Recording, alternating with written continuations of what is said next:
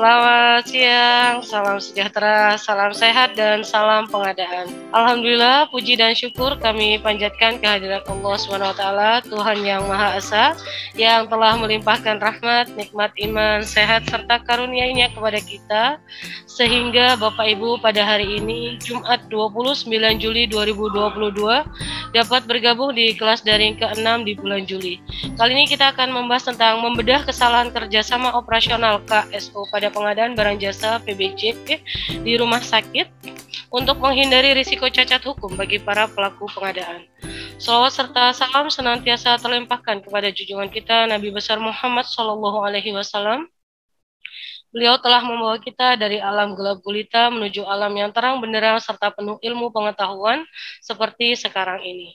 Selamat datang dan selamat siang kami sampaikan juga kepada Bapak Saifuddin Zuhri selaku fasilitator juga pengurus IAPI DPD Jawa Timur serta rekan-rekan admin yang mendampingi kegiatan hari ini. Bersama kami tim admin IAPI DPD Jawa Timur ada saya Mbak Neno, Mbak Upi dan juga ada Mbak Ira. Bagaimana kabar Bapak Ibu sekalian? Semoga senantiasa sehat, semangat dan selalu tersenyum. Sebelum dimulai, kami sampaikan susunan kegiatan hari ini. Kita awali dengan pembukaan, kemudian kita tangkap layar bersama, pemaparan materi sekaligus tanya jawab, dan kita akhiri kembali dengan tangkap layar bersama. Baik, kita masuk ke agenda pertama, yaitu pembukaan. Mari kita tundukkan kepala sejenak, seraya mengucap syukur atas nikmat iman dan kesehatan yang diberikan, serta untuk mengawali kegiatan supaya mendapatkan keberkahan dan kelancaran, juga kemudahan dalam memahami ilmu. Berdoa menurut keyakinan masing-masing dimulai. Berdoa dicukupkan. Selanjutnya tangkap layar. Silakan Bapak Ibu untuk mengaktifkan video ya bagi yang belum untuk diaktifkan dan mohon selama kegiatan berlangsung untuk tetap aktif videonya supaya Pak Zuhri bisa melihat wajah Bapak Ibu yang tampan dan cantik.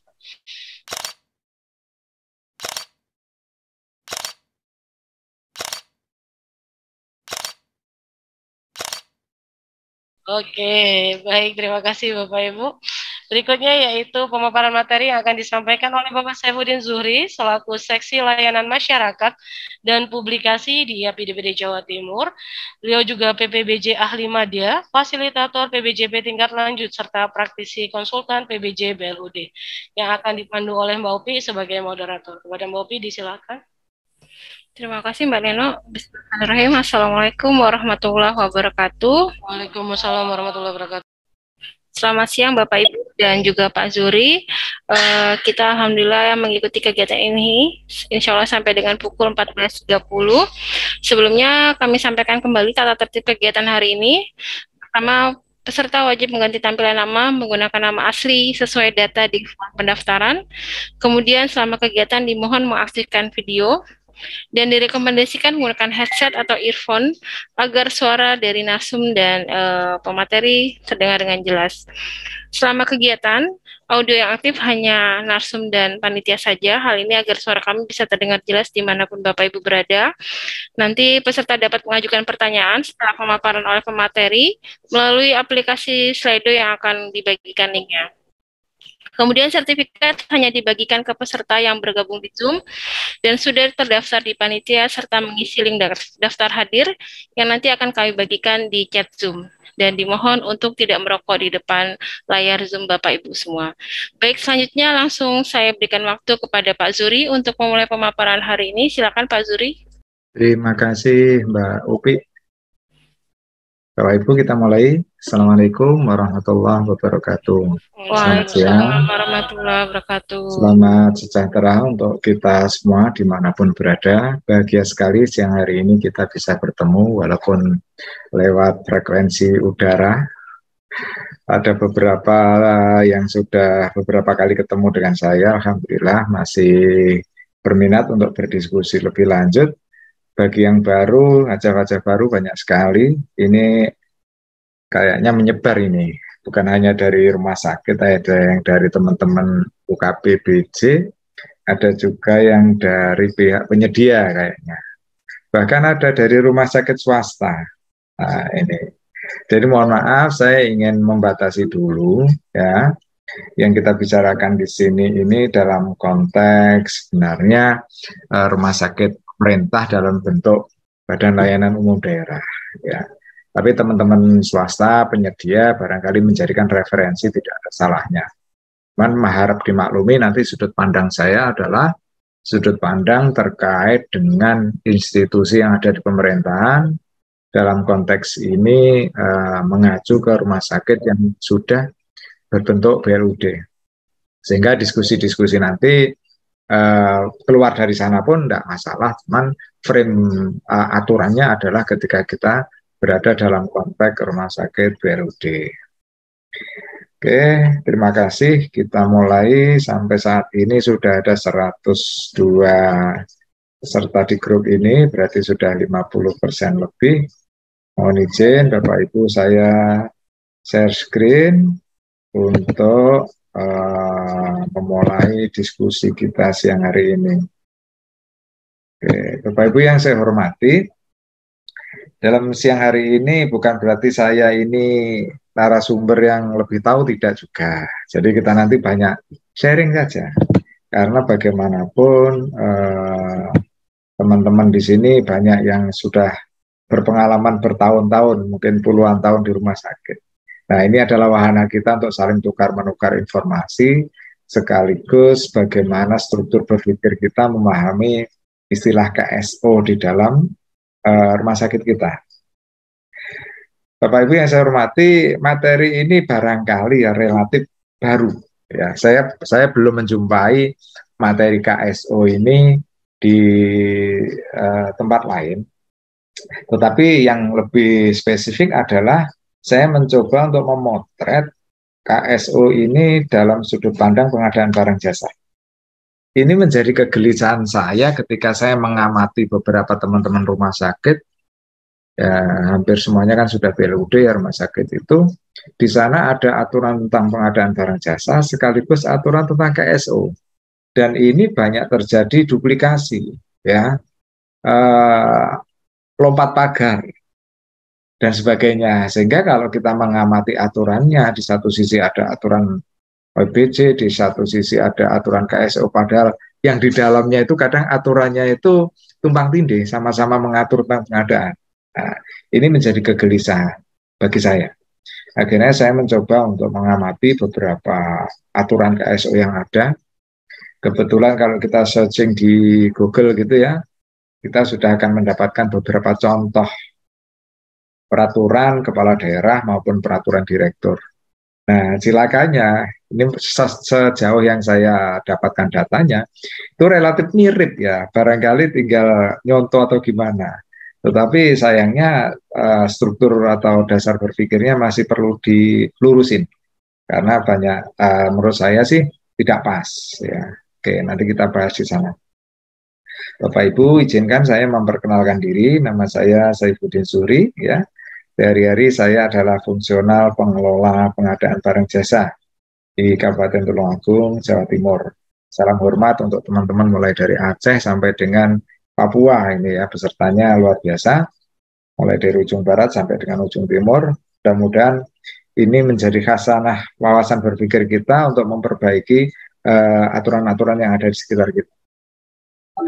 Oke, itu nomor saya, barangkali bisa dicatat nanti kalau teman-teman membutuhkan diskusi lebih lanjut. Saya ingin membatasi agenda diskusi siang hari ini karena waktunya sangat terbatas ya. Saya hanya diberi waktu 1,5 jam ini sama Mbak Neno. Jadi nanti kalau lebih dari itu saya disemprit. Saya ingin mengajak dulu teman-teman memahami apa itu kerjasama operasional yang ada di Peraturan Menteri Dalam Negeri 79 tahun 2018. Kemudian itu berbicara, Permendagri itu berbicara tentang BLUD. Jadi apapun terkait dengan BLUD sudah di sana aturan dasarnya. Ini di breakdown dari peraturan pemerintah tentang keuangan daerah, di breakdown dari PP-nya tentang pemerintahan daerah. Jadi sangat kuat ya. Amanahnya itu sangat kuat. Undang-undang mengamanatkan kepada PP mengamanatkan kepada menteri membuat aturan teknisnya. Nah, jadi sangat kuat menurut saya. Yang kedua, nanti kita akan lihat KSO dalam konteks peraturan LKPP. Ini dari sudut pandang pengadaan barang jasanya. Nah, Baru nanti kita masuk apa sih salah paham yang sering terjadi di antara teman-teman terkait dengan aturan KSO di rumah sakit. Mudah-mudahan nanti terakhir kita bisa menemukan tawaran solusi. Mudah-mudahan seperti itu. Baik, Bapak Ibu, teman-teman yang saya hormati, saya mencoba untuk menelusur ya. Jadi istilah kerjasama itu sebenarnya kalau kita di institusi pemerintahan ada di konteks mana? Namanya kita di rumah sakit. Karena saya mengamati ada aturan peraturan kepala daerah atau aturan direktur tentang KSO itu mendasarkan diri pada Undang-Undang 44 tahun 2009 tentang rumah sakit. Nah, oke, saya ambil di sana. Ternyata bunyinya adalah pasal 30 ayat 1 ini huruf C. Setiap rumah sakit mempunyai hak A, B, C, C-nya saya ambil melakukan kerjasama dengan pihak lain dalam rangka mengembangkan pelayanan. Nah, ini menjadi dasar hukum sebagian teman-teman rumah sakit mengapa ada istilah KSO. Karena di situ aja ada kata-kata kerjasama. Walaupun itu sangat umum. Oke. Ya boleh-boleh saja kan, artinya rumah sakit dalam konteks mengembangkan pelayanan bekerjasama kan boleh gitu loh. Ini ditegaskan tidak ada larangan, boleh. Kemudian kalau saya melihat di Undang-Undang nomor 23 tahun 2014 tentang pemerintah daerah di pasal 366 itu, di sana tertulis kerjasama daerah dengan pihak ketiga, karena kerjasama daerah itu bisa dengan daerah lain dan seterusnya. Nah, ini berkait kerjasama daerah dengan pihak ketiga. Ya, ini kerjasama pelayanan publik, kerjasama pengelolaan aset, investasi, dan kerjasama lainnya yang tidak bertentangan dengan ketentuan peraturan perundangan. Tetapi yang perlu saya garis bawahi, tidak ada di situ kerjasama untuk pengadaan barang jasa. Ya, pengelolaan aset, bukan dalam konteks mendapatkan aset. Ya, karena nanti kita temukan teman-teman di peraturan kepala daerah tentang KSO atau peraturan direktur itu muncul KSO untuk mendapatkan aset. Nah, ini nanti bisa bertentangan dengan peraturan yang lain. Ketika kita bicara dalam konteks mendapatkan aset itu adalah konteksnya pengadaan barang jasa. Nah, belum tentu BBC ya, karena nanti BBC itu ada yang dikecualikan, misalkan pembelian tanah, itu kan aset juga. Ada perpresnya tentang pengadaan tanah, misalkan seperti itu. Tapi secara umum harus disesuaikan dengan peraturan perundang-undangan. Oke, masuk ke PP 23 tentang pengelolaan badan layanan umum. Ya, ini berbicara tentang BLU. BLU di PP ini sekaligus bicara tentang BLU milik pemerintah daerah. Istilahnya bukan BLUD, karena BLUD tidak ada di PP ini. BLUD ada di PP yang lain. Ya, hasil kerjasama BLU dengan pihak lain dan atau hasil usaha lainnya merupakan pendapatan bagi BLU. Saya hanya ingin menyampaikan di sini ada istilah kerjasama juga. Penjelasannya yang dimaksud pada ayat ini dapat diperoleh dari kerjasama operasional, sewa menyewa dan usaha lain yang tidak berhubungan langsung dengan tugas pokok dan fungsi. Artinya pendapatan itu bisa merupakan kerjasama operasional. Nah, ini sudah KSO ini, kerjasama operasional, sewa menyewa dan sebagainya. Dalam konteks yang dibahas adalah pendapatan. Oke. Kemudian di pasal 10 PP 12 2019 tentang pengelolaan daerah, Kepala SKPD, SKP ya, selaku PA mempunyai tugas mengadakan ikatan atau perjanjian kerjasama dengan pihak lain sebatas anggaran yang telah ditetapkan. Ini konteksnya adalah pengelolaan, di mana pengadaan barang jasa itu berada dalam konteks pengelolaan keuangan. Kemudian ada juga yang mengambil dari Permenkes. Oke, saya ikuti. Jadi di sana disebutkan dalam rangka pengelolaan rumah sakit, pemilik rumah sakit dapat melakukan kerjasama dengan pihak ketiga. Nah, tetapi ditekankan kerjasama dengan pihak ketiga dilaksanakan sesuai dengan ketentuan peraturan perundangan. Nah, perundangannya di mana nanti kita cari. Jadi bukan semau-maunya gitu. Karena diperbolehkan ya udahlah semau-maunya, tidak. Tetap dibatasi dengan peraturan yang mengatur tentang itu.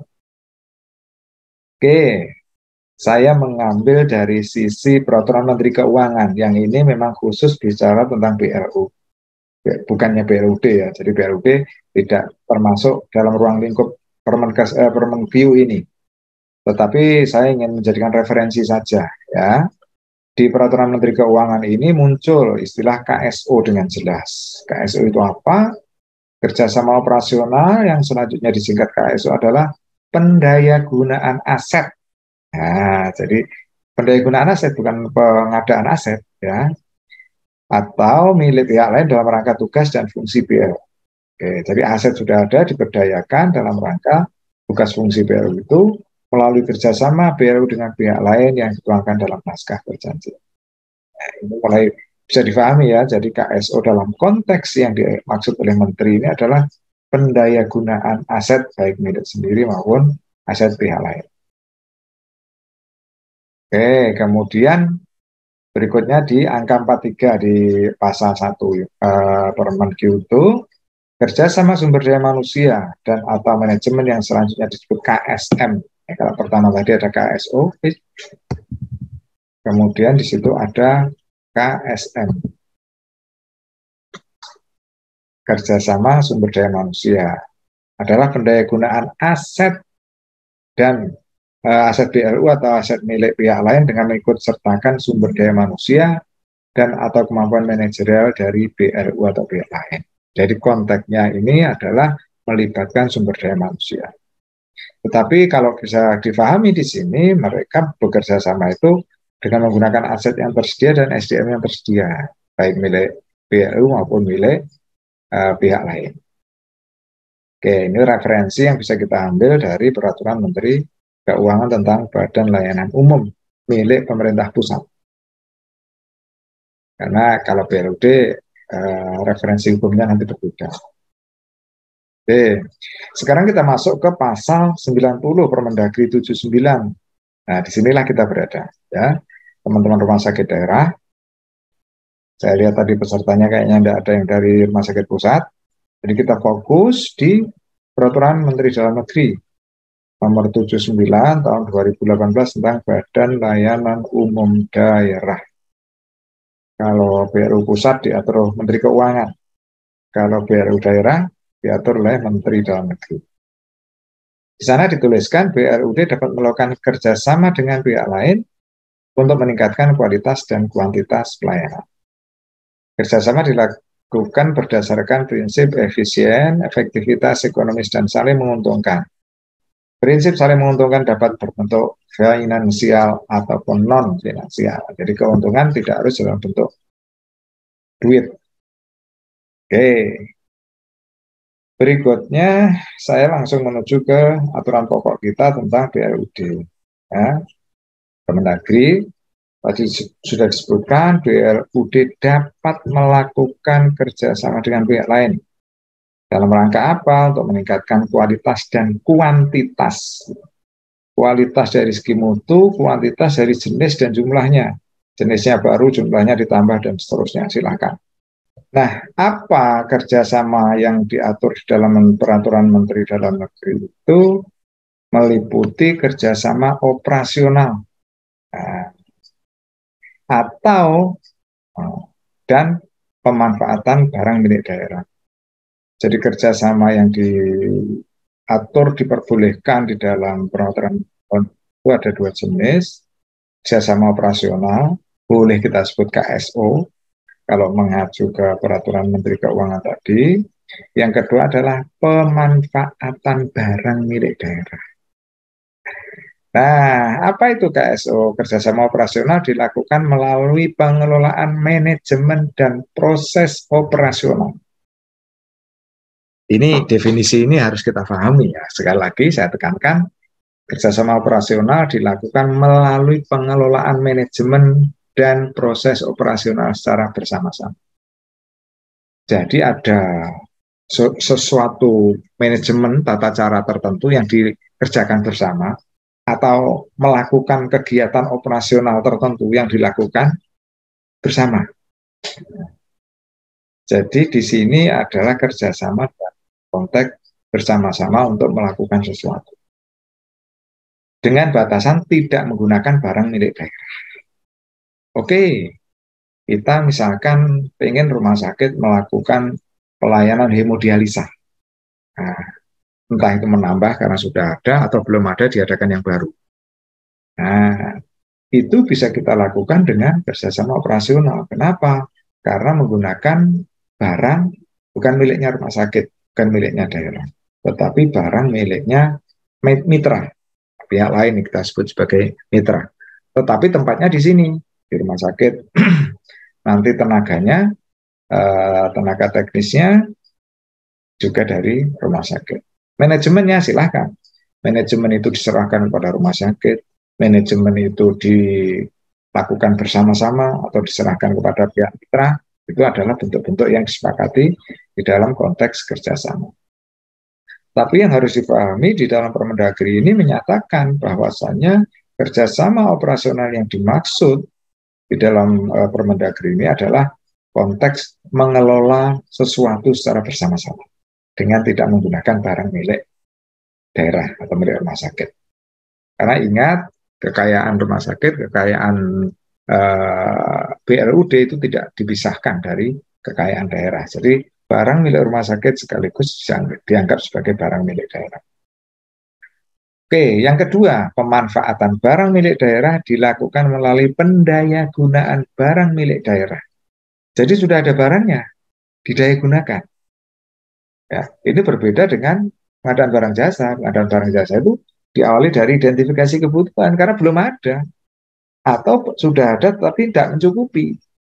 Kita sekarang sudah punya cairan infus, katakan ada 100, kurang Pak, harus pengadaan lagi. Nah, berarti kan dari tidak ada, kita pembelian untuk 101, 102, 103, dan seterusnya. Nah, konteksnya kalau pengadaan barang jasa, kebutuhan, baru nanti dilakukan pengadaan. Kalau pemanfaatan barang milik daerah, nah ini adalah mendaya gunakan barang yang sudah ada, atau optimalisasi barang milik daerah dengan tidak mengubah status kepemilikan, pasti ya, untuk mengurangi pendapatan dan tidak mengurangi kualitas pelayanan umum yang menjadi kewajiban BLUD, justru meningkatkan kualitas pelayanan. Kalau berakibat mengurangi ya tidak boleh. Kalau berakibat hilangnya aset, kekayaan ya tidak boleh.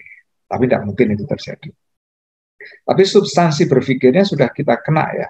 Jadi Permendagri ini mengatur yang disebut KSO itu adalah bersama-sama melakukan kegiatan manajemen atau pelayanan bersama-sama. Yang kedua, dalam hal kita punya aset, kita punya barang, ingin lebih dioptimalkan, misalkan taruhlah kita punya ambulan.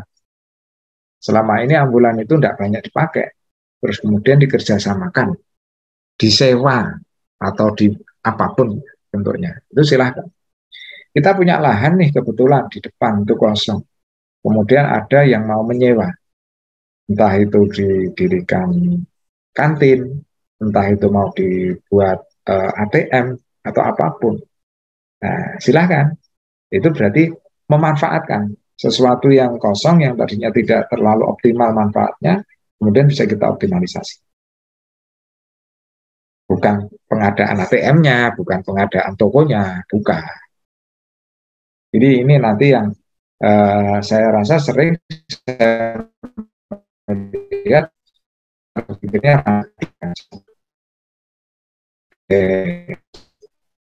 berikutnya adalah pemanfaatan barang sepenuhnya menyelenggarakan. Pemanfaatan barang milik daerah mengikuti peraturan perundang barang tapi ingin dimanfaatkan di Permendagri 79 harus pertanyaannya adalah perundangan apa yang mengatur itu. Nah, nanti kita cari. Sehingga ketika kita menyusun peraturan tentang kerjasama operasional, sekaligus kita jadi tata cara berikutnya, tata cara kerjasama dengan pihak lain diatur dengan peraturan kepala daerah. Karena saya masih menemui aturan kepala atau direktur rumah sakit itu yang mengatur tentang tata cara kerjasama. Saya tidak tahu direktur itu, mohon maaf ya, punya kewenangan untuk membuat aturan itu dari mana. Padahal kewenangan itu teman-teman sekalian sangat paham lah. Kewenangan itu kan didapat dengan 3 cara. Nah, saya misalkan, saya sih bisa kalau cuma membuat misalkan KTP, tinggal ngeprint aja foto saya tempel, Nah, sekarang lebih canggih lagi, bisa menggunakan software dan macam-macam. Tapi kan apakah saya punya kewenangan? Tidak. Nah, jadi kewenangan itu apa? Kewenangan itu yang pertama didapatkan secara atribusi. Atribusi itu diatur dengan undang-undang. Nah, kalau seperti ini, kepala daerah ya, Menteri Dalam Negeri mengamanatkan tata cara kerjasama dengan pihak lain diatur dengan peraturan kepala daerah. Artinya kepala daerah yang tadinya tidak punya kewenangan mengatur menjadi punya. Karena ada aturan yang mengaturnya. Inilah disebut sebagai kewenangan yang diperoleh secara atribusi. Nah, atribusi ini boleh dilakukan pendelegasian. Nah, dalam konteks memang diatur seperti pengguna anggaran mendelegasikan tugas kewenangannya kepada kuasa pengguna anggaran. Apa saja yang boleh, lah itu diatur. Nah, oke. Kemudian yang ketiga itu yang namanya delegasi, dan yang ketiga kewenangan itu diperoleh secara mandat. Ya, maka ada mandataris dan sebagainya. Oke, kalau tanpa tiga itu saya pikir tidak ada kewenangan yang diperoleh. Makanya ketika seorang direktur menyusun, ini kebetulan di sini banyak juga teman-teman dari BPK, kalau saya kurang tepat silakan dikoreksi ya. Nah, jadi ketika direktur menyusun aturan tersendiri, nah itu agak susah. Ketika saya baca landasan hukumnya, dia tidak ada saya lacak, mulai dari peraturan undang-undang tentang rumah sakit, undang-undang pemerintah daerah tentang pengelolaan keuangan daerah dan seterusnya, tidak ada satupun yang memperbolehkan atau mengatur pimpinan rumah sakit, pimpinan BLUD untuk membuat peraturan tentang tata cara kerjasama. Nah, ini berarti sudah satu permasalahan tersendiri. Baik. Oke. Kemudian saya ingin membandingkan antara kerjasama operasional dengan pengadaan barang jasa karena di sini sering terjadi tumpang tindih ya. Oke, jadi kerjasama operasional sebagaimana diatur, ini saya mengambil cuman baru dari Permendagri ya. Kerjasama operasional itu secara pengertian adalah salah satu bentuk kerjasama BLUD dengan pihak lain. Kerjasama yang lainnya adalah pemanfaatan tadi. Tetapi kalau pengadaan barang jasa, jadi pengadaan barang jasa itu di dalam pasal 76 Permendagri diatur memang memiliki fleksibilitas, artinya fleksibilitas itu diberikan kebebasan baik sebagian maupun seluruhnya untuk beda dengan peraturan pengadaan barang jasa yang berlaku. Boleh saja. Tetapi pengertiannya kan menjadi berbeda ketika kerjasama operasional itu sebagai salah satu bentuk kerjasama. Tetapi kalau pengadaan barang jasa itu adalah untuk menjamin ketersediaan barang jasa. Kalau KSO itu untuk meningkatkan kualitas dan kuantitas pelayanan. Jadi tujuannya sudah berbeda. Oke, berikutnya kerjasama dengan pihak lain meliputi KSO dan pemanfaatan barang. Kalau pengadaan barang jasa adalah memenuhi kebutuhan berdasarkan identifikasi. Ya, KSO itu tadi sudah kita baca, meliputi pemanfaatan, manajemen dan proses operasional dilakukan bersama-sama atau pemanfaatan. Ada dua jenis. Kalau pengadaan barang jasa ya mengikuti peraturan pengadaan barang jasa yang berlaku di Indonesia. Aturan tertingginya adalah Perpres. Aturan turunannya adalah peraturan lembaga atau peraturan LKPP. Di mana menurut Perpres, menurut LKPP memang pengadaan barang jasa BLU-BLUD itu dikecualikan. Cuman pengecualiannya seperti apa nanti diatur lebih lanjut batasannya di peraturan LKPP nomor 5 itu. Nah, dia memang diberikan fleksibilitas. Tetapi fleksibilitas itu bukan berarti sebebas-bebasnya. Tetap masih ada pagar yang harus dipenuhi, ditaati. Karena apa? Di peraturan LKPP itu menyebut acuannya tetap boleh bebas, boleh tidak mengikuti Perpres, tetapi mengacu kemana? Dalam konteks Perpres dan turunannya masih bisa diambil silakan, atau kalau tidak menggunakan best practice pengadaan yang ada.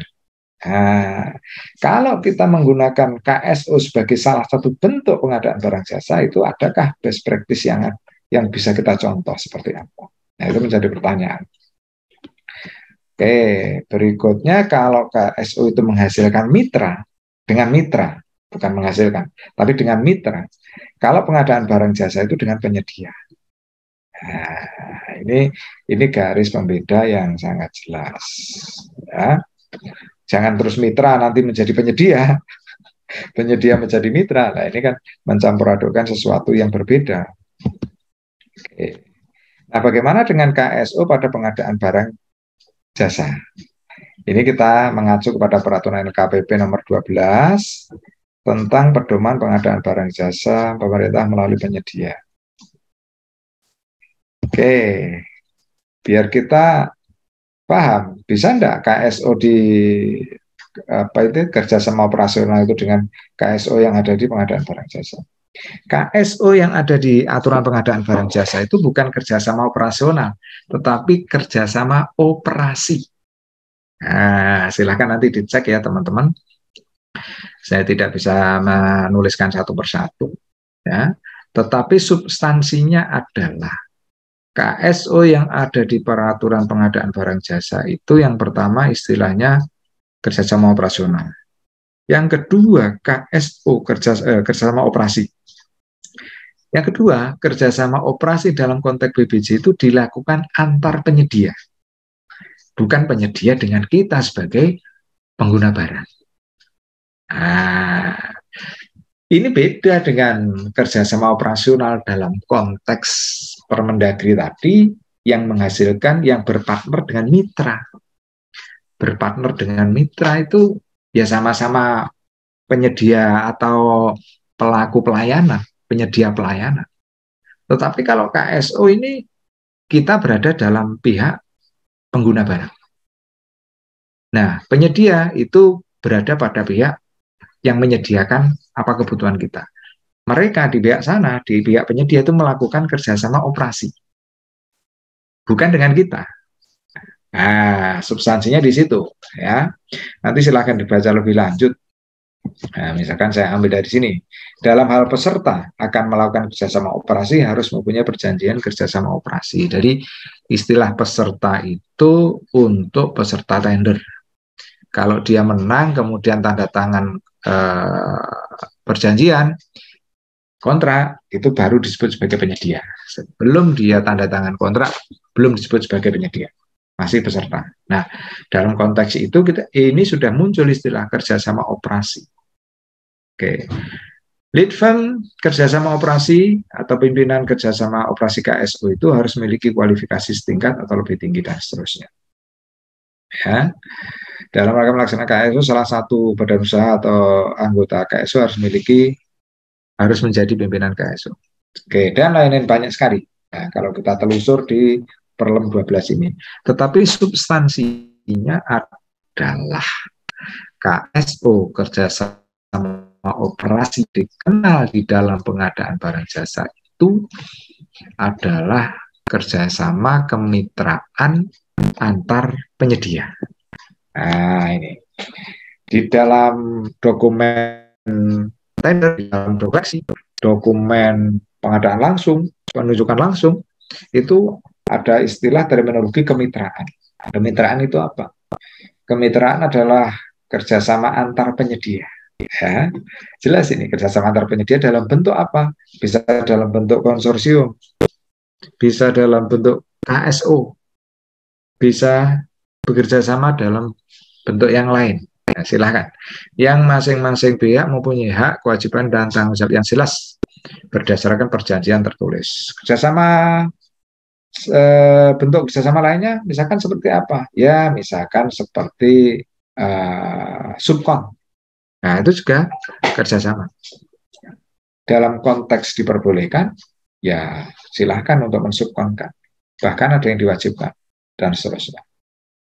Makanya ingin saya tekankan, Bapak Ibu sekalian, dalam konteks pengadaan barang jasa, kerjasama operasi, ya, itu mengatur tentang kerjasama antar penyedia, bukan antara PA, KPA atau BPK dengan penyedia. Nah, itu bukan KSO.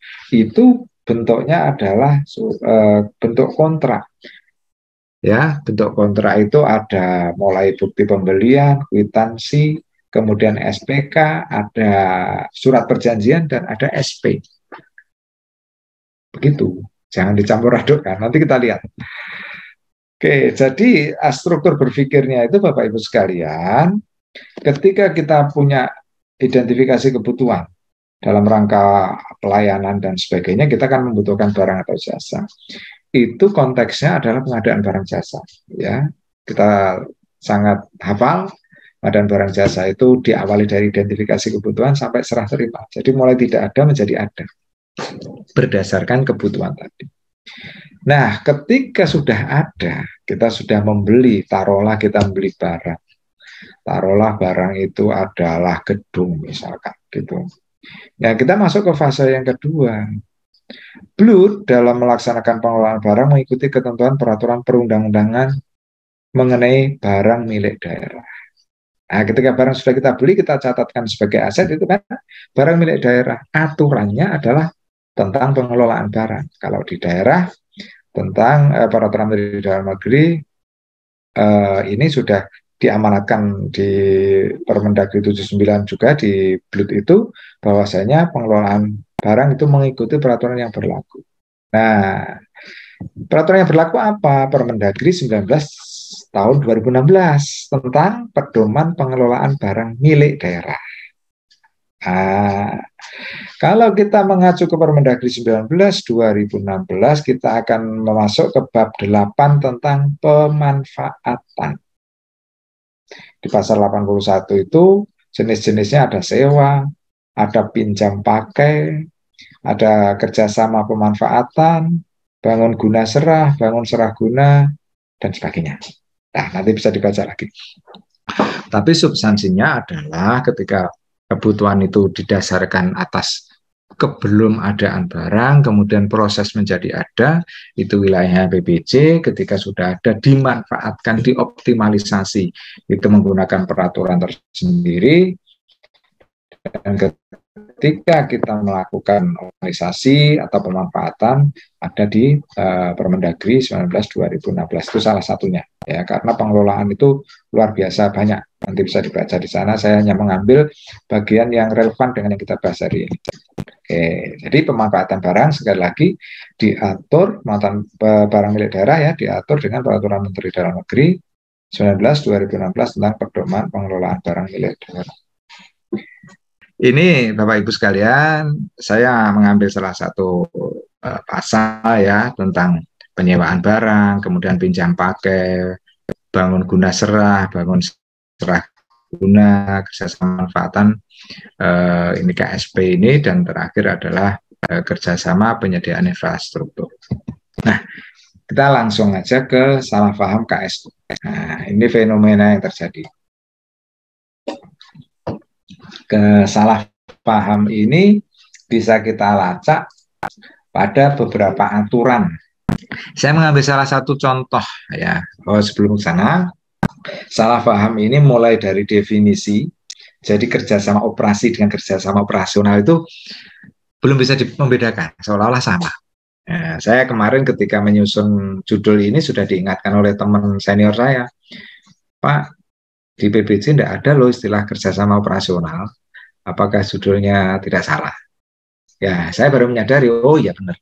Kalau di PBJ istilahnya adalah kerjasama operasi. Tapi di Permendagri itu muncul istilah kerjasama operasional di Peraturan Menteri Keuangan. Dan itu memang beda. Jangan disama-samakan, dipaksa sama, jangan. Kemudian yang kedua, tidak tepat mengambil dasar hukum untuk menyusun peraturan KSU. Nah, ini salah satu contohnya saya ambil. Berdasarkan, nah ini menimbang, berdasarkan ketentuan pasal 30 ayat 1 huruf C Undang-Undang Nomor 44 Tahun 2009 tentang rumah sakit, disebutkan bahwa rumah sakit diberikan hak untuk melakukan kerjasama dengan pihak lain, dan rumah sakit diberikan fleksibilitas berupa pembebasan sebagian atau seluruhnya dari ketentuan yang berlaku umum bagi pengadaan barang jasa pemerintah. Nah, ini kan membaca. Undang-undangnya tidak sampai membahas tentang fleksibilitas. Nah, ini bagi, mohon maaf, direktur yang tidak baca undang-undangnya kan percaya-percaya saja. Tetapi ini kan dalam kacamata saya ini ya membohongi. Oh, undang-undangnya tidak bilang begitu, tapi dia menuliskan seperti itu. Kemudian yang ketiga, substansi, ya, tidak bisa memilih mana kebutuhan barang jasa dan mana optimalisasi pelayanan atau aset. Seolah-olah sama. Saya tidak tahu apakah ini sengaja. Sengaja itu dalam konteks tidak buruk, ya. Saya husnudon. Sengaja ini jalan pintas membuat aturan pengadaan barang jasa dengan mudah. Ya, karena memandang aturan tentang pengadaan barang jasa itu begitu rumit, susah, maka why not ketika ada fleksibilitas kita tidak membuat aturan yang mudah. Saya sepakat, saya mendorong di mana-mana. Ayo kita buat aturan pengadaan barang jasa yang mudah. Tetapi karena ini bukan uang kita sendiri, ini uang negara, maka harus akuntabilitasnya itu yang harus kita pertanggungjawabkan. Nah, ketika kita membuat jalan pintas mudah dengan cara KSO, apakah itu bisa dipertanggungjawabkan? Mengambil dasar hukumnya saja tidak benar, memahaminya juga salah, kemudian tidak bisa membedakan mana itu kebutuhan dan mana optimalisasi. Nah, ini yang menjadi berisiko. Berisiko bagi siapa? Ya, bagi organisasi. Organisasi menjadi cacat hukum karena pengambilan dasar hukumnya salah, sehingga hukum produk hukum yang dihasilkan pun ya tidak valid. Kemudian resiko bagi pelaku juga, kasihan. Ya, pelaku ini kan relatif tinggal melaksanakan aturan, tetapi nanti bisa disalah-salahin karena tidak sesuai dengan aturan di atasnya. Nah, ini jangan sampai terjadi. Oke, saya mengambil contoh ini benar ini Bapak Ibu, kalau download ada ya. Contoh peraturan daerah tentang pedoman kerjasama operasional dan pengadaan barang jasa pada BLUT lingkup bidang kesehatan kota GIZ. Nah, di sana menimbangnya sudah benar ya. BLUT diberikan fleksibilitas untuk menjamin ketersediaan. Nah, kemudian ketentuan umumnya kita lihat. KSO adalah suatu perbuatan antar subjek hukum. Oke, untuk mengikatkan diri, untuk memberikan sesuatu, berbuat sesuatu atau tidak berbuat sesuatu melalui pengelolaan manajemen dan proses operasional secara bersama dengan pembagian keuntungan sesuai dengan kesepakatan kedua belah pihak. Yang bisa kita garis bawahi di sini adalah pengelolaan manajemen dan proses operasional. Sudah benar.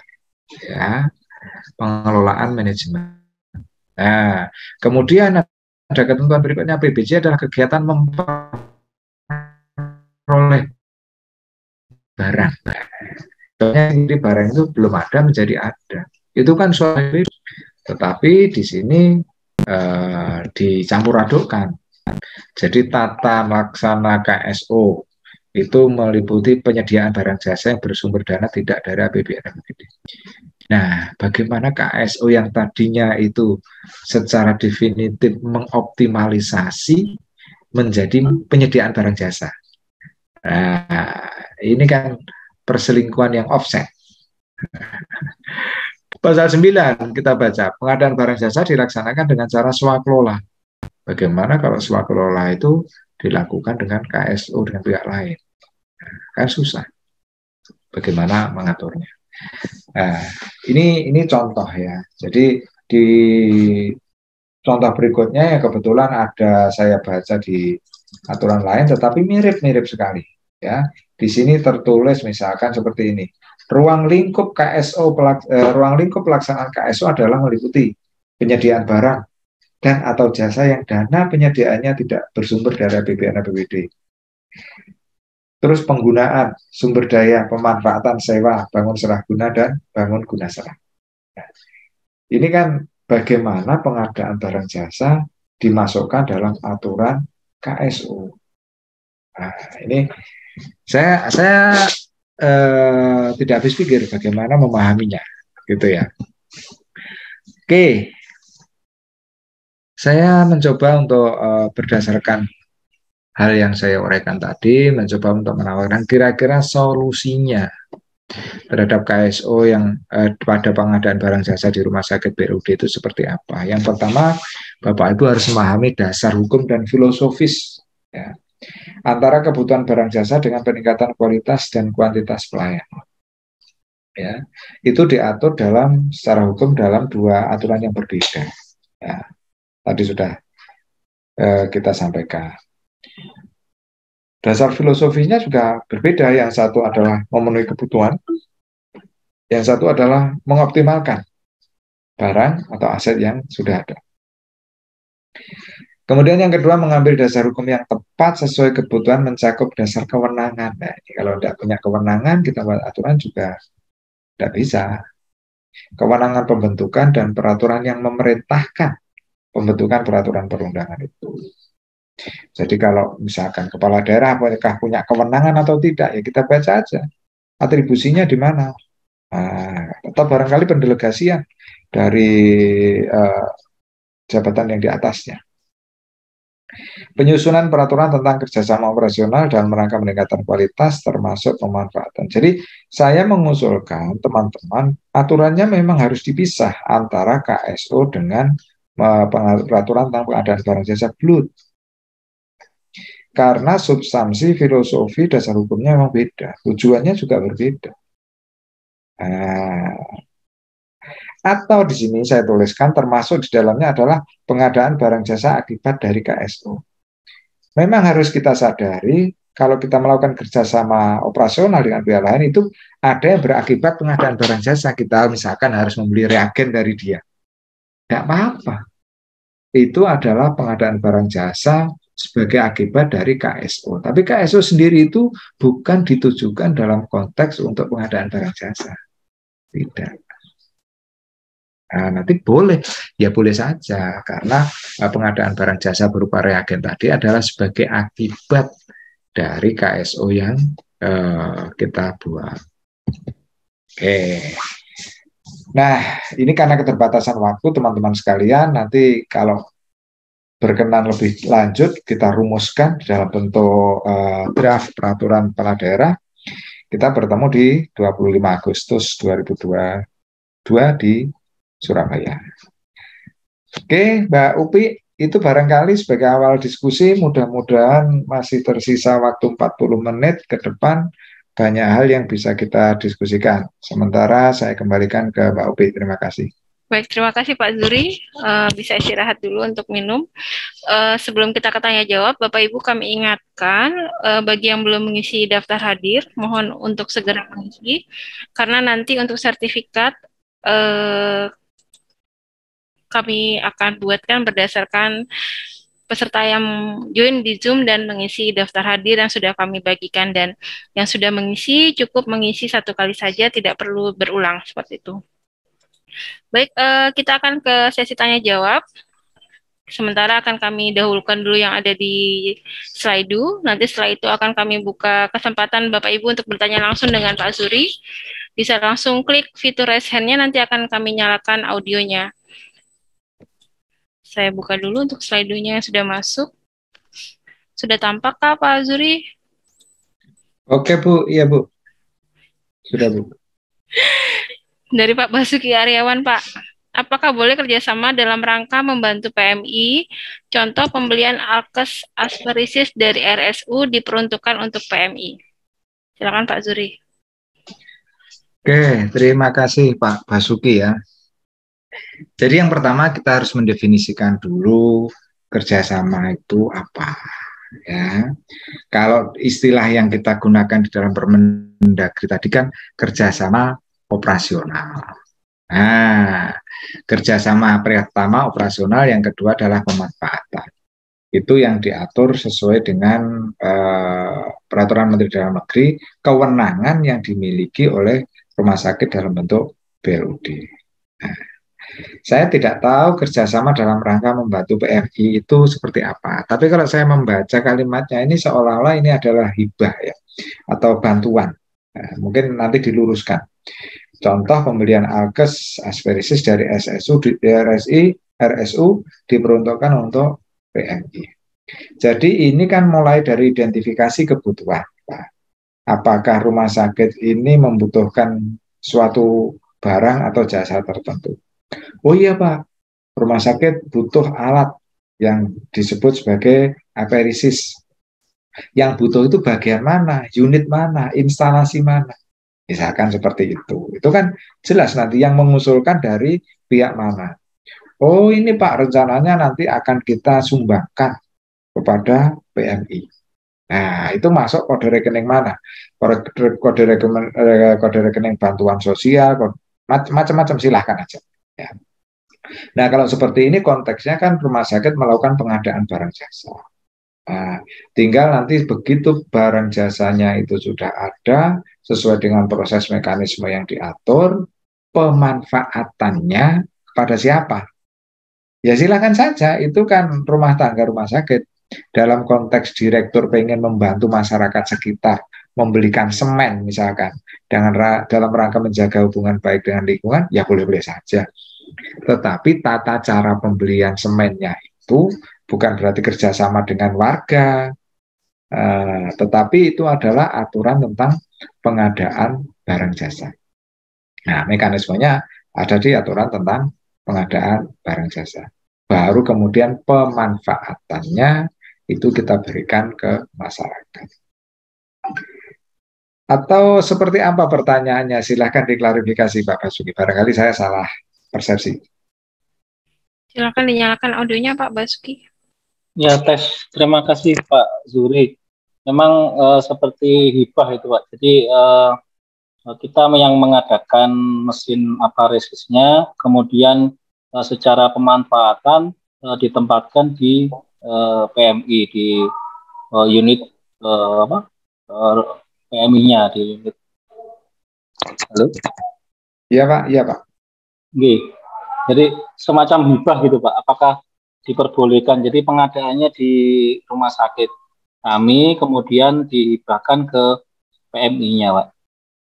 Itu yang pertama. Yang kedua dari sisi pemeriksaan pertanggungjawabannya Pak. Apakah diperbolehkan seperti itu Pak? Oke, Bapak, terima kasih. Ya, saya langsung aja.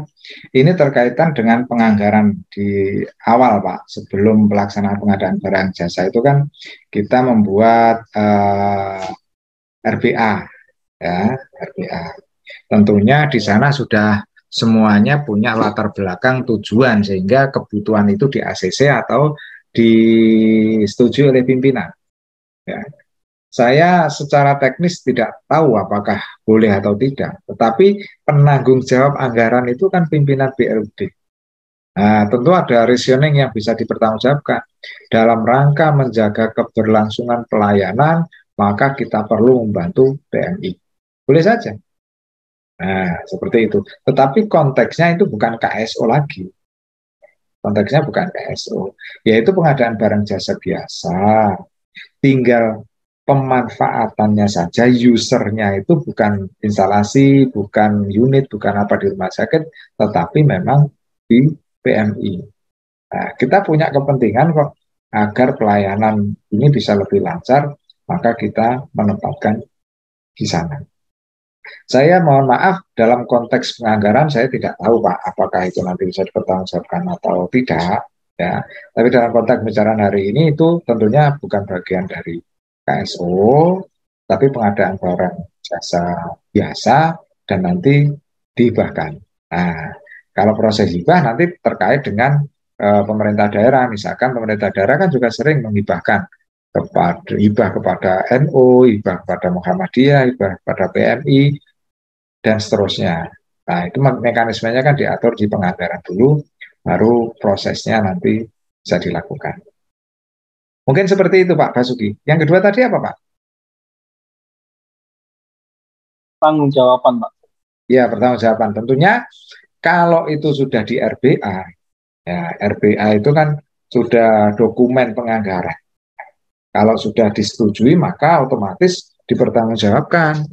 Bisa tidak dipertanggungjawabkan? Ya nanti diuji. Kalau itu bagian dari strategi rumah sakit, saya pikir ya bisa-bisa saja. Karena Blut itu kan fleksibel Pak. dalam rangka untuk meraih pendapatan yang banyak, meningkatkan pelayanan dan sebagainya, itu adalah strategi-strategi yang dilakukan oleh pimpinan. Dalam konteks bisnis blood, kalau menurut saya tidak dilarang, karena itu adalah bagian dari strategi kita untuk meningkatkan pelayanan.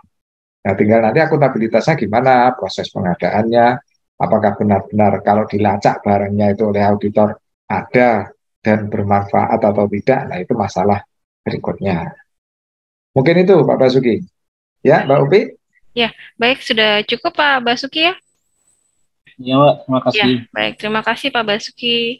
Baik Pak, kita sekarang akan memberikan kesempatan ke Bu Iin yang dari tadi sudah mengangkat tangan. Silakan dinyalakan audionya Bu Iin. Capek nih tangannya diangkat terus ini Bu Iin. Bu Iin masih di belakang layar kah? Oke, sudah tuh. Sudah. Silakan Bu. Selamat siang Pak Zuri. Selamat siang. Gimana ini kabarnya? Alhamdulillah. Ini bahasan kita tahun lalu sepertinya Pak. Juni 2021 ya. Iya, kegelisahannya cukup lama. Akhirnya saya membuat materi ini Bu. Iya.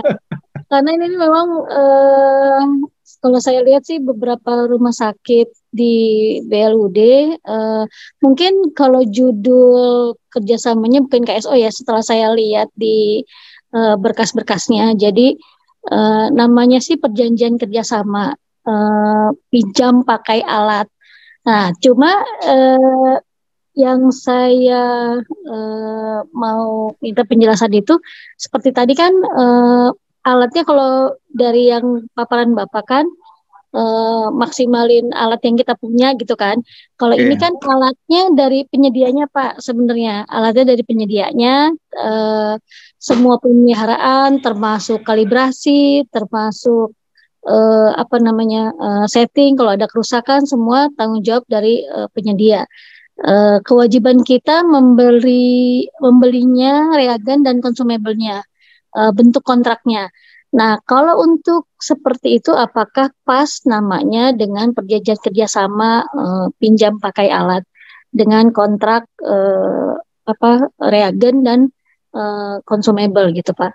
Karena memang kalau setelah saya cek semua dokumen, ternyata namanya bukan KSO.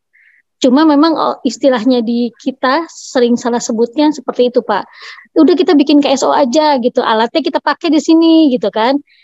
Sampai berapa tahun perjanjiannya, bikin kontrak, tapi kita kontrak pembelian reagen dan consumable-nya gitu, dengan harga yang sudah kita nego bersama. Oke, saya tertarik dengan istilah PKS ya, perjanjian kerjasama. Iya. Itu dasar hukumnya dari mana Bu India? Istilah saya itu. Saya buka sebenarnya lagi buka PKS-nya Pak. Cuman sayangnya saya belum dapat yang tahun update-nya. Jadi ya memang setelah saya pelajari itu PKS yang di kita terakhir di update 2015. Wow. Terus terang aja Pak. Jadi belum ada update sama sekali. Memang ada di tahun 2017 untuk alat yang baru, dan 17, 18, 19 itu alat baru semua. Sama sih perjanjian kerjasama juga.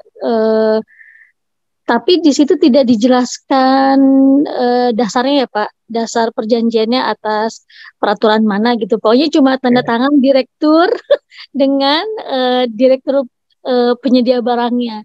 Gitu Pak. Oke ya, saya khawatir itu undang-undang tentang rumah sakit 44 itu yang tadi saya sebutkan, rumah sakit dapat melakukan kerjasama dengan pihak lain. Terus akhirnya berkembang lebih jauh diterjemahkan. Nah, saya tawarkan aja, ini ada peraturan Menteri Dalam Negeri yang jelas mengatur tentang blood. Di dalamnya itu bicara bahwasanya Badan Layanan Umum itu dapat melakukan kerjasama dengan pihak lain. Ya. Nah, bukan kerjasama antar daerah, ini beda lagi, kerjasama dengan pihak lain. Nah, kerjasama dengan pihak lain itu bentuknya ada dua, KSO, kerjasama operasional, dan pemanfaatan barang. Nah, dalam konteks menggunakan alat mirip pihak lain, itulah KSO. Oh ya, oke. Nah, masuk ke sana. Bisa berarti ya?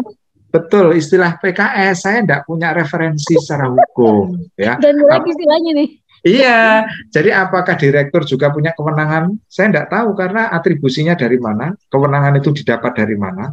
Saya juga belum paham. Pendelegasian atau mandatori, saya juga tidak tahu. Tetapi Tapi kalau KSO yang ini, yang Bapak maksud yang di Permendagri ini, masuknya yang kerjasama operasional apa kerjasama operasi? nah, di sini Nah, istilahnya adalah kerjasama operasional. Kalau oke. operasi itu pengadaan barang jasa, jangan bicara diri kita, itu Ya, ada di luar oke. sana. Nah, Oke. kalau kita bicara diri kita, itu adalah kerjasama operasional. Operasi. Operasional. Berdasar Ya. operasional BLUD. berdasarkan istilah di Permendagri 79 Tahun? 2018. Oke. Itu kitab suci kita sebagai BLUD ya, jangan lupa itu. Ya. Jadi segala kewenangan itu ada di sana, termasuk kewenangan untuk melakukan kerjasama dengan pihak lain. Oke. Tapi kemudian Tadi disebutkan kerjasamanya menggunakan alatnya milik pihak lain. Nah, ini Betul. namanya KSO, kerjasama Ya. operasional. Kalau menggunakan alat kita, aset kita, Pemanfaatan misalkan gedung kita digunakan untuk toko oleh dia, nah itu pemanfaatan. ya. Boleh. Nah, bolehnya itu apa? Bolehnya itu ditandatangani oleh Menteri Dalam Negeri. Jadi kita nggak ngawur.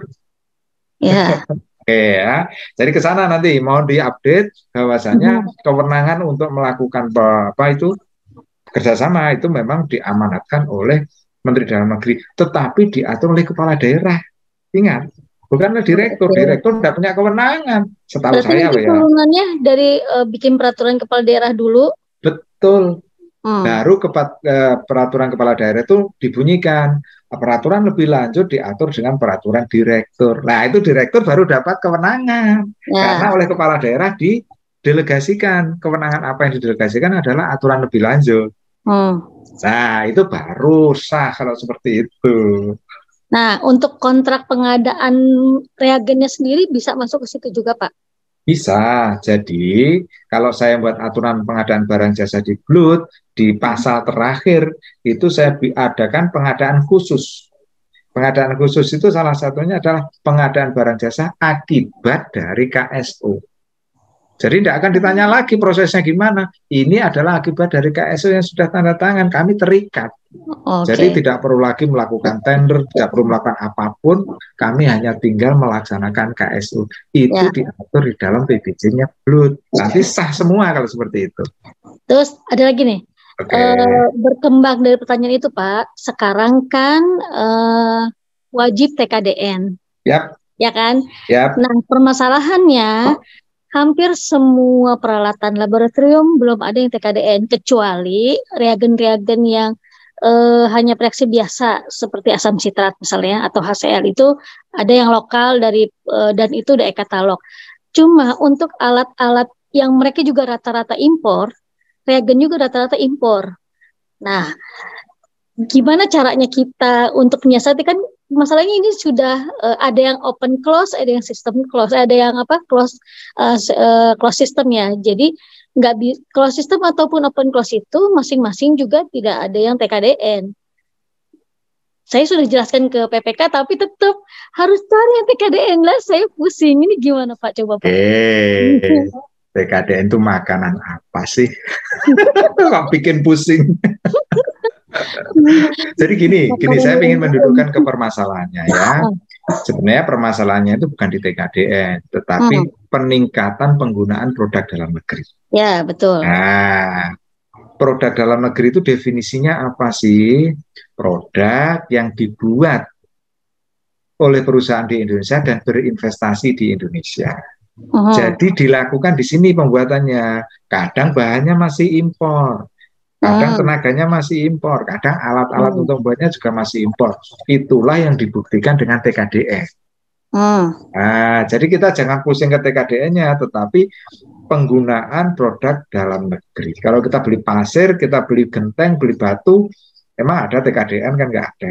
Nah, beli makan di seberang warung itu juga mesti itu 100% Indonesia, tapi iya, dimasak di sini. Nah, artinya yang dicari itu adalah penggunaan produk dalam negeri. Kita ini wajib menggunakan produk dalam negeri itu dalam dua hal. Yang pertama, memang produknya itu ada, tersedia. Yang kedua, produknya mencukupi. Nah, syarat pertama tadi sudah disampaikan, Pak, tidak ada yang gini-gini. Ya sudah, jangan pakai produk dalam negeri. Ibu beli garam aja produk dari Australia. Kalau suruh produk dalam negeri nggak makan garam dong. Nah, itu persyaratannya bisa kita lihat di mana, Pak?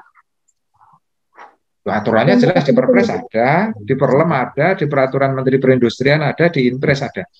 Jadi kewajiban itu berlaku karena dua hal. Yang pertama, tersedia. Yang pertama. Yang kedua, memang mencukupi produk itu. Saya butuhnya 1 ton, adanya cuma 5 kilo. Gimana nggak jadi dong? Nah, misalkan seperti itu. Jadi jangan takut ketika mendefinisikan memang kita itu terpaksa dalam tanda petik. Terpaksa harus impor karena barang tidak tersedia atau tidak mencukupi. Nah, itu berarti nanti justifikasinya harus melakukan studi pasar. Apakah memang benar-benar pasar tidak tersedia, tidak mencukupi, baru boleh untuk tidak menggunakan produk dalam negeri. Saya cuma mau memastikan judulnya saja, Pak. Untuk yang KSO, apakah judulnya boleh dicantumkan dengan kontrak bahan kimianya, atau hanya KSO antar RSUD dengan penyedianya saja? Yang kontraknya itu jadi lampirannya, atau gimana, Pak? Ini dalam konteks apa ini? Saya tidak paham ini. Kan sudah jadi KSO nih, Pak. Ya kan, antar rumah sakit dengan penyedia.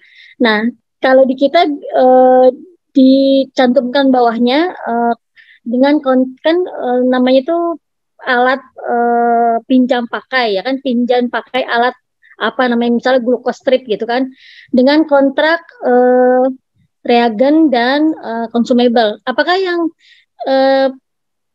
kontraknya tersebut dibunyikan di judulnya itu yang permasalahannya juga? Sebenarnya begini loh, Bu. Kita itu kan ber-KSO itu akan menyediakan pelayanan A. Misalkan pemeriksaan darah, taruhlah seperti itu ya. Betul. Nah, di dalam KSO kerjasama ini ada hak dan kewajiban. Kewajiban saya sebagai rumah sakit menyediakan tempat, menyediakan listrik, menyediakan tenaga. Ibu sebagai penyedia menyediakan barang, alat. Nah, kewajiban rumah sakit adalah membeli reagen itu dari sana. Itu tercantum di dalam hak dan kewajiban para pihak di dalam perjanjian itu. Jadi kok kerjasama operasionalnya KSO-nya itu adalah bentuk pelayanan pemeriksaan darah di Rumah Sakit Bekasi. Nah, itu judul besarnya. Di dalamnya ada hak, ada kewajiban yang diatur lebih rinci. Nah, seperti itu. Jadi bukan KSO peminjaman, bukan. Peminjaman itu hanya satu bagian dari bentuk kerjasama kita. Ya, kalau itu sudah disebutkan sih, Pak, hak dan kewajibannya termasuk pembelian reagen dan consumable-nya. Berarti tidak apa ya kalau misalnya di kita KSO itu udah lampiran kan, Pak? Kemarin sih kita begitu, Pak. Boleh dilampirkan juga boleh, enggak apa-apa. Oke. Ya. Sudah cukup lah. Terima kasih ya. Sip. Luar biasa, Bu Yeni. Ya, Mbak. Terima kasih, Mbak Upi. Terima kasih, Bu Yeni. Kita lanjut ke slide dulu lagi ya, Pak. Boleh. Dari Bu Mirza Esfanti. Bu Mirza ini juga raise hand ini. Bisa langsung aja. Ya, baik. Silakan Bu Mirza. Terima kasih Pak Zainuddin. Saya Mirza dari Rumah Sakit Sutomo. Siap. Terkait dengan ini Bapak, di Provinsi Jawa Timur kami sudah ada pergubnya Bapak tentang kerjasama, khususnya untuk BLUD. Tetapi di situ itu sudah tertulis kami harus BUT kontes minimal dengan 3 penyedia Bapak, dengan 3 mitra. Kami sedang menyusun peraturan direktur, dan memang di situ ada proses analisa KSO sama proses pemilihan. Apakah seperti itu Bapak? Dan saya mohon saran, kalau kami nggak bisa sampai 3 penyedia, apakah boleh kita buat aturan ya hanya 1 milih gitu loh Bapak? Mohon arahan. Oke, terima kasih. Izin Bu siapa ini? Bu Mirza, Pak. Oh, iya, maaf. Bu Mirsa ini kayak yang saya kenal di Dinas Kesehatan Provinsi dulu, bukan ya? Iya, iya Pak. Sekarang saya pindah Sutomo, Pak.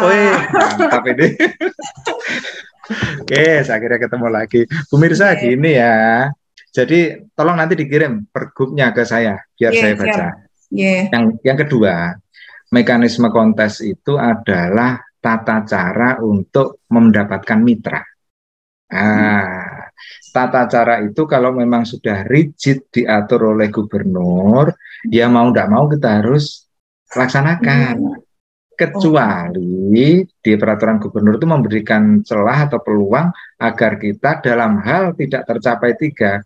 Kalau di tender itu Bu, tender gagal, tender lagi, gagal lagi, boleh melakukan penunjukan langsung dalam hal waktu tidak mencukupi untuk tender lagi. Nah itu kan sudah diantisipasi kemungkinan gagal. Nah ini saya tidak tahu, nanti saya ingin baca peraturan gubernurnya. Kalau memang ada kemungkinan celah seperti itu, silahkan digunakan. Tetapi itu hanya salah satu metode.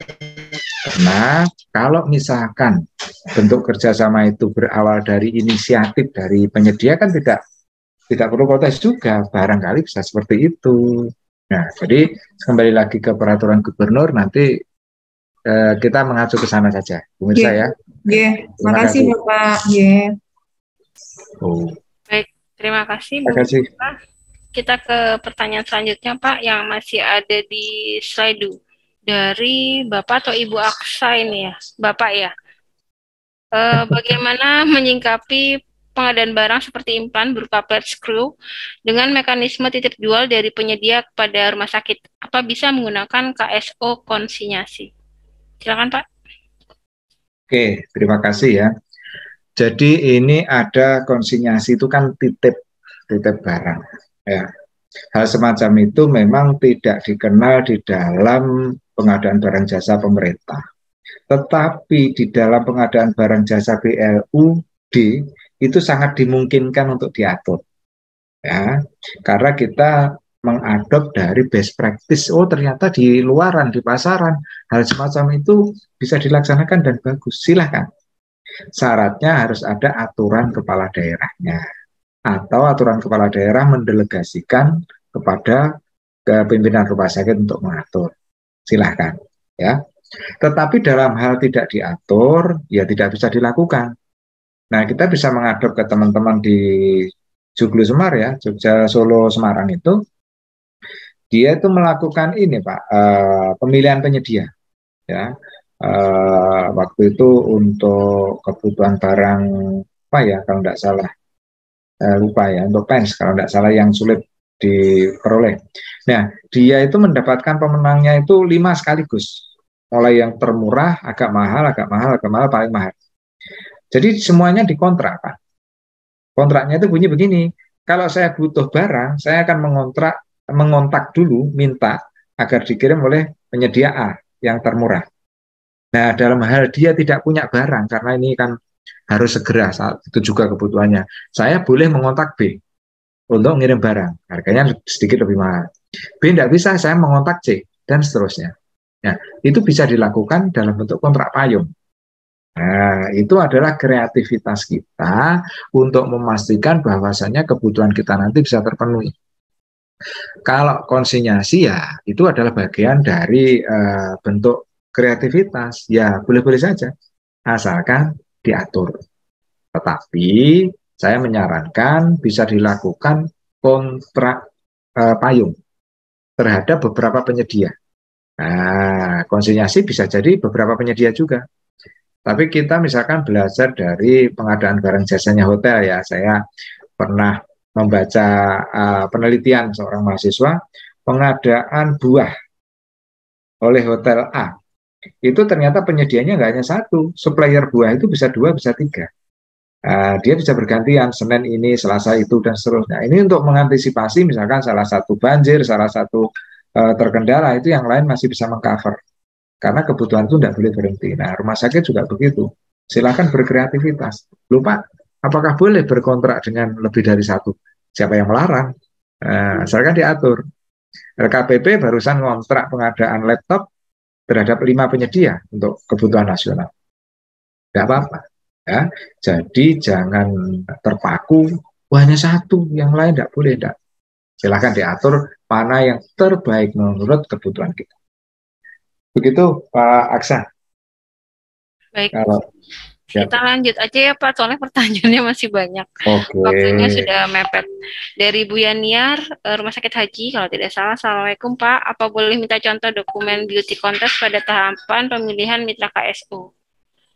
Oke ya, saya punya contoh tapi masih mentah. Mencoba saya matangkan dulu. Insya Allah nanti kontak Bu ya, WA saya. Barangkali sudah siap untuk diaplikasikan. Oke. Baik. Selanjutnya dari Ibu Femina dia, pertanyaannya, indikatornya apa yang membedakan KSO dan PBJ? Yang kedua, apakah KSO selalu ada bagi hasil? Yang ketiga, KSO penunjang di rumah sakit tapi menggunakan gedung dan tanah di rumah sakit, apakah tidak menyalahi? Silakan. Oke ya. Indikatornya yang bedakan antara KSO dengan PBJ. Kalau KSO itu ada dua tadi, yaitu dalam rangka meningkatkan pelayanan, kita bentuknya adalah KSO, pelaksanaan manajemen secara bersama-sama tadi, ya, operasional secara bersama-sama. Kalau PBJ itu dalam rangka memenuhi kebutuhan. Kebutuhan apa? Ya barang, ya jasa. Nah, indikatornya di sana. Jadi kalau PBJ itu kebutuhan untuk menyediakan dari tidak ada menjadi ada. Tapi kalau KSO, kerjasama operasi, itu adalah mengoptimalkan ya, sumber daya yang ada untuk membuat menyusun pelayanan baru atau meningkatkan pelayanan baru kuantitas-kualitas dengan menggunakan aset atau barang dari pihak lain. Nah, jadi ini masuk kepada pertanyaan kedua, apakah KSO selalu ada bagi hasil? Ya tidak harus. Ya, keuntungan tadi sudah dinyatakan. Jadi keuntungan itu bisa bentuk finansial, bisa juga tidak finansial. Salah satu contoh yang penting kita dikenal oleh masyarakat. Ayo kita melakukan bakti sosial, misalkan begitu, kerjasama dengan boleh, karena manfaat yang kita peroleh adalah kita menjadi dikenal. Nah, jadi kita mengirimkan tenaga, nanti obatnya dilaksanakan oleh pihak lain, menggunakan nama kita tidak untung sih dari sisi duit, tapi dari sisi non finansial kita bisa untung, lebih dikenal dan seterusnya. KSO penunjang di rumah sakit tapi menggunakan gedung dan tanah di rumah sakit apa? Jadi kalau menggunakan istilah di Peraturan Menteri Dalam Negeri 79/2018 tentang BLUT, itu tidak KSO ya. Namanya bukan KSO tetapi pemanfaatan. Nah, pemanfaatan tadi sudah ada beberapa bentuk yang diatur karena Menteri Dalam Negeri 79 ini mengamanatkan untuk pemanfaatan mengikuti peraturan perundangan yang berlaku. Nah, yang berlaku apa? Yang berlaku adalah peraturan Menteri Dalam Negeri tentang pengelolaan barang milik daerah. Di sana ada sewa, ada pinjam pakai, dan seterusnya. Nah, kalau menggunakan gedung dan tanah kita, silakan. Apakah itu disewa, atau itu dipinjam pakai, atau kerjasama pemanfaatan. Bedanya apa? Nanti kita bahas lebih lanjut. Tapi boleh, tidak menyalahi. Cuman itu namanya bukan KSO. Ya, karena kalau kerjasama operasional tadi, kerjasama dalam bentuk manajemen atau pengelolaan bersama-sama. Tidak menggunakan barang atau aset kita. Kalau menggunakan aset kita namanya kerjasama pemanfaatan. Oke, lanjut Mbak Upi. Baik Pak, selanjutnya dari Anonymous. Mohon diberikan contoh kerjasama operasi yang sering dilakukan rumah sakit BLUT dengan mitra. Contoh kerjasama operasi, ya oke. Jadi kalau kerjasama operasi banyak. Misalkan melaksanakan pelayanan tadi saya sebutkan hemodialisa, ya. Kemarin saya juga baru diundang rumah sakit di Jawa Timur untuk menjajaki hemodialisa yang ditawarkan oleh pihak mitra. Nah, jadi kita itu menyediakan tempat, listrik, prasarana, mitranya yang menyediakan alat, mitranya yang melakukan pemeliharaan alat. Tetapi kita yang mengoperasionalkan. Nah, itu adalah contoh kerjasama operasional dalam bentuk pelayanan hemodialisa. Kerjasama yang lain, ya bisa jadi pemeriksaan di laboratorium. Dia mengirimkan menggunakan alat milik pihak mitra, kemudian kita yang mengoperasikan dengan kewajiban kita menggunakan reagen yang dari dia, misalkan seperti itu. Boleh juga. Atau alat-alat yang lain lah, silakan, tidak apa-apa. Tapi substansinya adalah sebuah layanan itu terbentuk karena kita melakukan kerjasama sejajar. Kita sama-sama sebagai pelayan. Kebetulan saja dia yang bagian menyediakan alat, kemudian melakukan pemeliharaan maintenance alat. Nah, kita yang kebagian mengoperasikan dan menyediakan reagennya dengan cara membeli dari dia. Begitu, Ibu Upi. Ya, ini agak ini ya Pak ya, agak cepat ya Pak ya. Dan mungkin nanti pertanyaan yang belum terjawab mungkin nanti akan kami rekap Pak, nanti akan kami sampaikan ke Pak Zuri dan nanti akan disampaikan ke peserta di WA Group karena masih banyak pertanyaan termasuk yang di chat Zoom. Selanjutnya dari Anonymous, bagaimana KSO yang sebenarnya pada blood Pak? Gimana? KSO yang sebenarnya pada blood. Silakan Pak. KSO yang sebenarnya pada blood itu diatur dengan Permendagri 79/2018 ya. Di sana diatur bahwasanya Badan Layanan Umum Daerah itu dapat melakukan kerjasama dengan pihak lain. Bentuk kerjasamanya apa? Bentuk kerjasama yang pertama adalah KSO, yang kedua adalah kerjasama pemanfaatan. KSO itu apa? KSO adalah bentuk kerjasama untuk melakukan pengelolaan manajemen atau proses operasional yang dilakukan bersama-sama. Nah, itu namanya KSO yang sebenarnya pada blood. Sebenarnya apa? Landasan hukumnya jelas, bentuknya juga jelas. Begitu, Bu Upi. Baik. Selanjutnya dari Pak Fathurianto. Mungkin ini sambungan yang dari tadi ya Pak ya. Dalam KSO dengan mitra, rumah sakit diwajibkan menyediakan komponen bahan khusus ke penyedia lain. Apakah giat pengadaan ini masuk di KSO, PBJ rutin, atau KSO lagi dengan mitra yang lain, Pak? Oke, dalam KSO dengan mitra, rumah sakit diwajibkan menyediakan komponen bahan khusus ke penyedia lain. Intinya begini ya, KSO ini adalah melakukan operasional atau manajemen atau pelayanan bersama-sama, lengkap dengan hak dan kewajibannya. Tetapi tidak boleh menggunakan aset atau barang milik kita.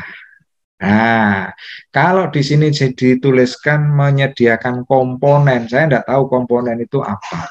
Kalau komponen itu bagian dari barang-barang habis pakai operasional, ya boleh-boleh saja, kayak reagen, kayak kapas, kayak apapun ya. Tapi kalau menggunakan gedung, menggunakan barang kita, mobil kita, atau menggunakan alat-alat laboratorium kita, ya itu namanya bukan KSO, tapi kerjasama pemanfaatan barang milik daerah. Nah, itu juga boleh, cuman istilahnya saja namanya bukan KSO, tapi kerjasama pemanfaatan barang. Begitu, Bapak Fathurianto. Baik, Pak Zuri. Ini karena keterbatasan waktu ya, Pak. Siap. Nah, untuk pertanyaan yang masih ada di chat Zoom, kemudian di Slido, nanti akan kami rekap. Kami akan berikan kepada Pak Zuri untuk dijawab secara tertulis, nanti akan kami berikan di WA Group. Kami akan memberikan kesempatan satu pertanyaan saja kepada Bu Erika Christine Ireni untuk bertanya langsung sebelum kami menutup kegiatan ini. Silakan, Bu. Terima kasih, Ibu. Terima kasih, Ibu, untuk kesempatannya. Saya Erika dari Rumah Sakit Umum Daerah Yowari, Papua. Bapak izin, Ibu. Oh, siap. Silahkan. Luar biasa ya, ini. Jadi mau bertanya tentang KSO. Jadi begini, Pak. kami di rumah sakit kami baru kami bekerja sama dengan Natura ya Pak, makan minum. Nah, tetapi itu bagaimana ya Pak? Kami kerjasamanya kalau dengan seperti kita SP belanja langsung obat, alkes kan kita bisa langsung ke PBF. Tetapi untuk barang Natura selama ini kami catering ketika pihak ketiga Bu. Pak, cuman sejak BLUD kami langsung ke kayak pasar ya. Dia punya toko besar gitu Pak, di mana harga barang-barangnya di bawah rata-rata, dan kita sudah survei terhadap tiga ruko, tiga kayak toko besar Pak. Nah, jatuhlah beliau yang murah. Nah, untuk ikan apa semua ke situ Pak, tapi kami hanya kerjasama biasa Pak. Apakah itu bisa Pak? Dan kebetulan kemarin pemerintah daerah kami membuat e-katalog lokal Pak. Jadi beberapa itu disuruh daftar di LP pengadaannya kita di Pemda Pak, untuk e-katalog lokal di Kabupaten Jayapura. Tetapi yang menjadi pertanyaan kami Pak, untuk Satpam dan cleaning service itu dia ada KBLI-nya Pak, izin BTSP-nya seperti itu Pak. Tetapi untuk Natura ini dia murni seperti ya toko sayur apa yang kayak besar, grosir gitu Pak. Nah itu jadi kemarin jadi pertanyaan, tidak punya surat izin. Nah itu yang kami juga bingung Pak, apa itu bagaimana mengatasinya Pak, kalau untuk di rumah sakit lain soal kami punya Natura ini Pak, karena jujur itu hanya murni kami survei harganya murah, di situ dia selalu grosir ke mana-mana Pak. Jadi amankah tidak untuk kami Pak jika kami KSO seperti itu? Ya, terima kasih Pak. Luar biasa Bu Erika. Selamat untuk teman-teman yang di Jayapura ya. Yang pertama, inilah materi hari ini kita bahas. Pengadaan semacam itu bukan KSO Bu. Ya, salah kalau KSO.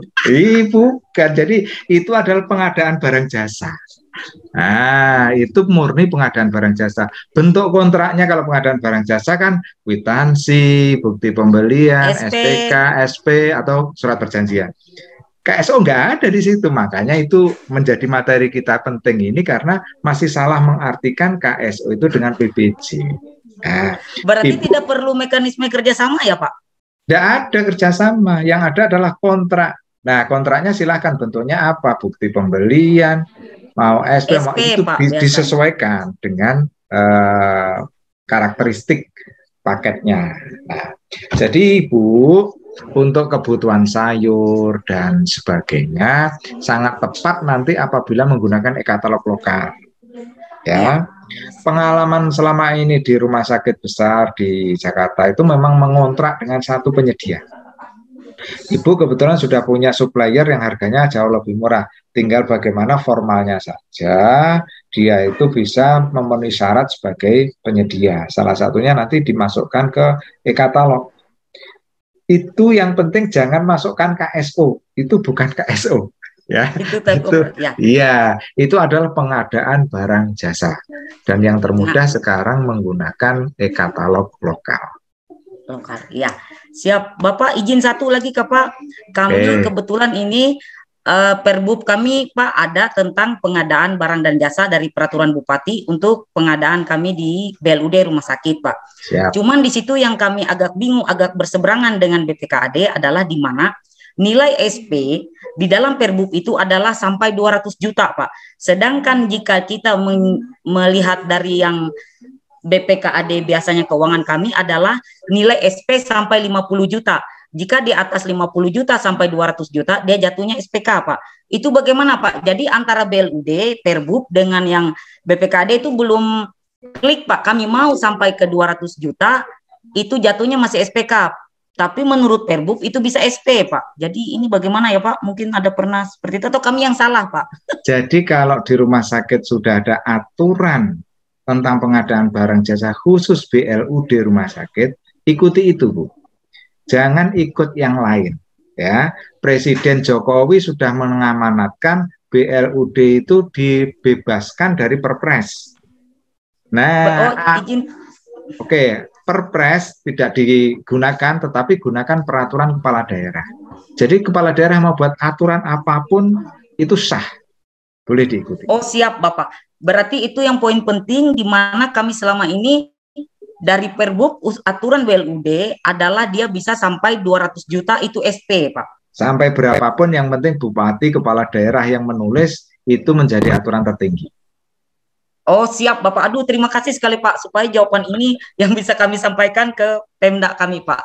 Oke, siap. Terima kasih Bu Erika, sukses selalu. Baik, terima kasih Bu Erika. Bapak Ibu, mohon maaf kami harus menghentikan dulu kelas ini karena memang sudah lewat dari jamnya Pak ya. Mungkin kalau seharian dibahas juga nggak cukup ya Pak Zuri ya. Baik, nanti untuk pertanyaan yang masih ada di chat Zoom dan di Slido nanti akan kami rekap, akan kami berikan kepada Pak Zuri dan akan dijawab oleh Pak Zuri secara tertulis dan akan kami bagikan di WA Group. Sebelum menutup kelas ini, kami mohon untuk Pak Zuri memberikan closing statement untuk kegiatan hari ini. Silakan Pak. Oke Bapak Ibu, terima kasih luar biasa ya, mulai Aceh sampai dengan Jayapura ini.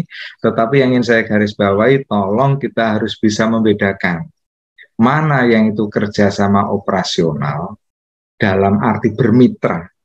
Bermitra itu sama-sama menyelenggarakan operasional atau menyelenggarakan pelayanan. Mana yang pengadaan barang jasa, di mana kita berhadapan face to face. Kita pembeli, penyedia adalah penjual.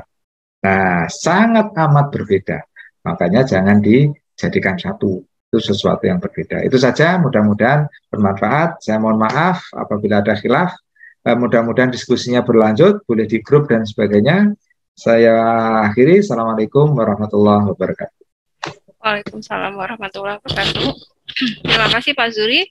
Bapak Ibu, terima kasih banyak atas partisipasinya dan kami berharap Bapak Ibu diberi kesempatan untuk bertemu dengan Pak Zuri langsung di tanggal 25 Agustus dan sekali lagi untuk pertanyaan yang belum terjawab nanti akan kami rekap dan kami akan bagikan jawaban secara tertulis setelah dijawab oleh Pak Zuhri. Nanti untuk sertifikat, sekali lagi kami mengingatkan bagi yang belum mengisi daftar hadir, mohon untuk diisi, karena begitu kelas selesai, daftar hadir akan kami segera tutup. Jadi kami akan membuatkan sertifikat sesuai dengan daftar hadir yang sudah diisi. Cukup sekali saja mengisinya supaya tidak bolak-balik ada datanya yang sama.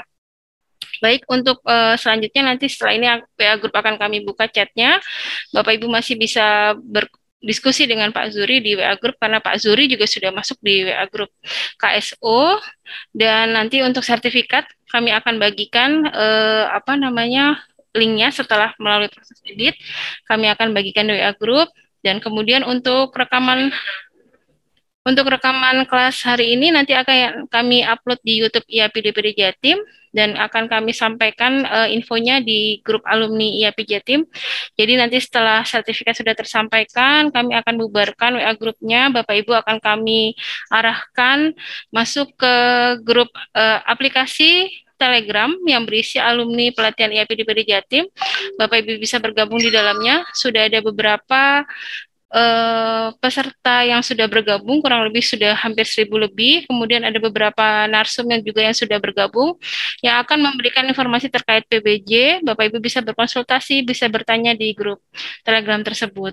Baik, selanjutnya kami mohon maaf jika ada kekurangan maupun kesalahan dalam kegiatan hari ini. Selanjutnya akan saya berikan ke Mbak Neno sebagai pembawa acara. Wassalamualaikum warahmatullahi wabarakatuh. Terima kasih sekali lagi. Baik, tidak terasa ternyata waktu diskusi telah berakhir. Untuk pembahasan lebih detail akan dibahas saat BIMTEK yang akan dilaksanakan tanggal 25 Agustus 2022. Bagi Bapak Ibu yang ingin diskusi lebih lanjut, silakan melakukan pendaftaran melalui tautan sesuai di brosur yang akan ditayangkan ini. Jadi silakan untuk disiapkan nanti beberapa pertanyaan atau mungkin ada yang mau dibahas lebih lanjut bisa disampaikan ketika BIMTEK. Materi yang akan disampaikan terkait memahami BLUD rumah sakit, memahami dasar hukum pengadaan barang jasa, memahami dasar hukum KSO, dan yang lebih penting itu adalah praktik penyusunan draft peraturan kepala daerah tentang KSO. Untuk pendaftaran silakan untuk mengisi di bit.ly BIMTEK AGT 22. Nanti akan kami kirimkan ulang untuk brosur beserta linknya di dalam WA Group. Baik, jangan lupa kita beri aplaus dulu kepada Pak Zuhri dan Mobi serta Bapak Ibu sekalian yang telah berpartisipasi dan aktif selama kelas berlangsung. Kami sampaikan terima kasih banyak kepada Bapak Saifuddin Zuhri serta Bapak Ibu sahabat pengadaan dimanapun berada, juga rekan-rekan admin yang telah membersamai kelas hari ini. Semoga kegiatan hari ini menambah wawasan dan hasanah ilmu untuk kita semua serta bisa menjadi ladang pahala dan amal jariah bagi Bapak Saifuddin Suri. Atas nama panitia kami mohon maaf dan dimaafkan jika selama pelaksanaan ada yang kurang berkenan. Selamat beraktivitas kembali Bapak Ibu. Sebelum kelas daring berakhir kita sambung tangkap layar kembali. Untuk Bapak Ibu yang belum aktif videonya silahkan diaktifkan kembali.